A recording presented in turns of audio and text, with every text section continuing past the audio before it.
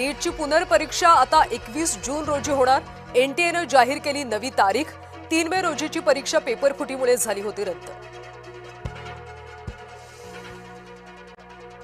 शिक्षण माफियांमुळे योग्य उमेदवारांवर अन्याय नको ही आमची भूमिका। परीक्षा माफियांशी आमचीही लढाई।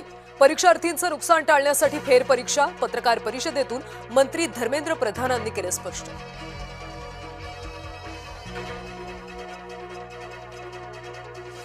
नीट परीक्षा पेपर फुटी प्रकरणी मनीषा वाघमारेला अटक। रात्री उशिरा सीबीआयकडून पुण्याच्या बिबवेवाडीत अटकेची कारवाई। नीट पेपर फुटी प्रकरणी लातूरमधल्या सेवानिवृत्त प्राध्यापक ताब्यात। सेवानिवृत्त प्राध्यापक पी.व्ही. कुलकर्णी सीबीआयच्या ताब्यात। सोने चांदी पाठोपाठ इंधनाचे दरही कडाडले। पेट्रोल आणि डिझेलच्या दरात वाढ। पेट्रोल 3 रुपये तर डिझेल 3 रुपये 11 पैशांनी महागले।